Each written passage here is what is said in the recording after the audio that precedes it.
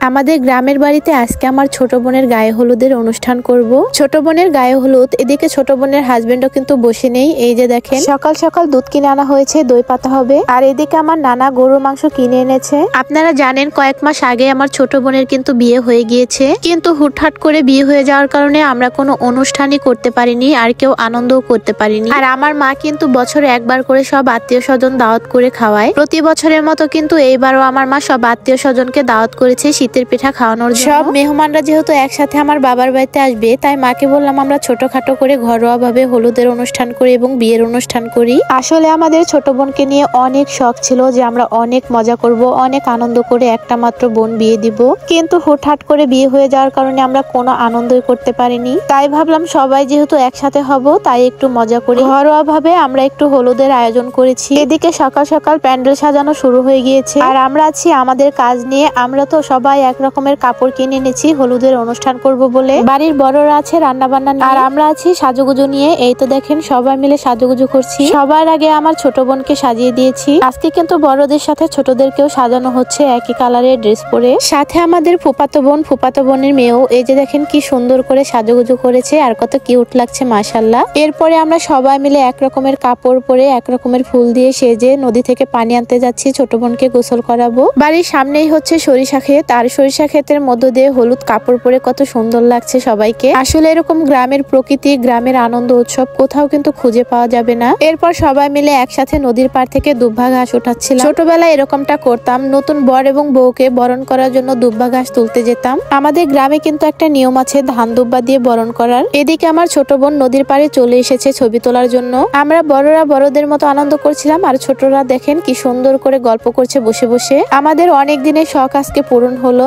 আমাদের সবারই অনেক ইচ্ছে ছিল নদীর ঘাট থেকে এরকম পানি এনে তারপরে ছোট বোনের গায়ে হলুদ করব। আর আমরা কিন্তু সবাই গ্রামের মেয়েদের মতো সেজেছি, কলসি খাকে করে পানি আনতে যাচ্ছি। আমার ছোট বোনের হাজবেন্ড কিন্তু আমাদের বাড়িতে আজকে বর এবং বউকে দুজনেই গায়ে হলুদ করব একসাথে।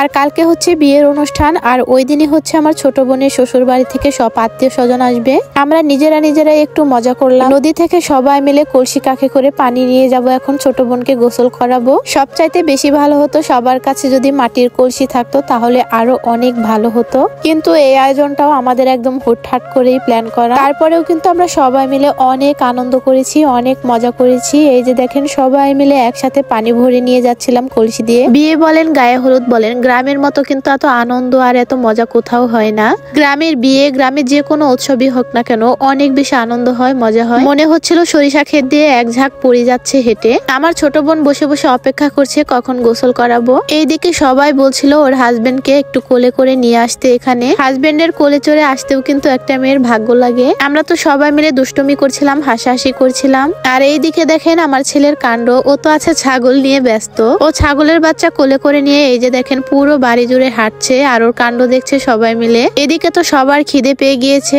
আমার মা তাই সবাইকে ডিম চিতই পিঠা বানিয়ে খাওয়াচ্ছিল, আর আমরা সবাই মিলে হলুদের কাপড় পরে মায়ের হাতের পিঠা খাচ্ছিলাম। আরেকদিকে দুধ জাল করা হচ্ছিল, আজকে দই পাতা হবে। এমন সময় আমার ছোট বোনের হাজবেন্ড ছোট বোনকে খাইয়ে দিচ্ছিল। সবাই ওদের জন্য দোয়া করবেন, ওরা যেন এরকমই হাসি খুশি থাকে সারা জীবন। এরপরেই দেখি আমাদের বক্স আসা শুরু করে দিয়েছে। আসলে বিয়ে বাড়িতে বক্স না থাকলে বিয়ে বিয়ে মনে হয় না। আরেকদিকে আমি পাটায় হলুদ বেটে নিচ্ছিলাম। একটু পরে হচ্ছে আমার ছোট বোনকে সবাই হলুদ দিবে, তাই হলুদ পাটায় বেটে নিচ্ছিলাম। আগেকার দিনে কিন্তু পাটায় হলুদ বাটতো, মেহেন্দি বাটতো, তারপরে গান গাইতো, হলুদ বাটো, মেহেন্দি বাটো এরকম। এরপরে আমরা একটু একটু করে সবাই মিলে এরকম হলুদ বাটছিলাম। আমাদের গ্রামের বিয়েগুলোতে কিন্তু অনেক নিয়ম কানুন থাকে। এরকম 7 জনে মিলে কিন্তু পাটা পোতা দিয়ে হলুদ বাটতে হয়, আর আমরাও কিন্তু সেই মুরব্বীদের নিয়ম কানুন মেনে মেনেই হলুদ বাটছিলাম। আমার ফুফাতো বোনের মেয়েকে মাশাআল্লাহ অনেক কিউট লাগছিল আজকে। ওকে কোলে নিয়ে নিয়ে আমরা সবাই মিলে ছবি তুলছিলাম, ভিডিও করছিলাম। এইদিকে তো বিকেল হয়ে যাচ্ছে, বর বউয়ের ঠান্ডা লেগে যাবে, তাই আমরা সবাই মিলে তাড়াহুড়ো করে বর বউকে গোসল করাচ্ছিলাম। গোসলের আগে বর বউকে সবাই মিলে হলুদ দিয়ে দিচ্ছিল। শুরুতে আমার নানু হলুদ দিয়ে দিচ্ছিল, আমার নানুর পরে আমার মা হলুদ দিয়ে দিচ্ছিল। আজকে কিন্তু বর বউকে অনেক সুন্দর লাগছিল একসাথে। আর এরকম গ্রামীণ পরিবেশে বর বউকে একসাথে হলুদ দিচ্ছিলাম, সবারই অনেক ভালো লাগছিল। এরপরে আমি হলুদ দিয়ে দিচ্ছিলাম। প্রত্যেকটা মেয়েরই কিন্তু শখ আহ্লাদ থাকে যে আমার বিয়েতে হলুদের অনুষ্ঠান হবে, বিয়ের অনুষ্ঠান হবে। আর এই দিনগুলোই কিন্তু সারা জীবনের জন্য স্মৃতি হয়ে থাকে। এরপরে ধান দুব্বা দিয়ে বরণ করে করে গায়ে হলুদ দিয়ে দিচ্ছিলাম। আমাদের গ্রামের নিয়ম কিন্তু এটা, মাথায় প্রথমে ধান দুব্বা দিয়ে দিতে হয়। এরপরে আমাদের বিয়ান হলুদ দিয়ে দিচ্ছিল শখ করে। এইটা কিন্তু আমাদের গুড্ডু সোনার ফুপি। একে একে সবাই এইভাবে হলুদ দিয়ে দিচ্ছিল।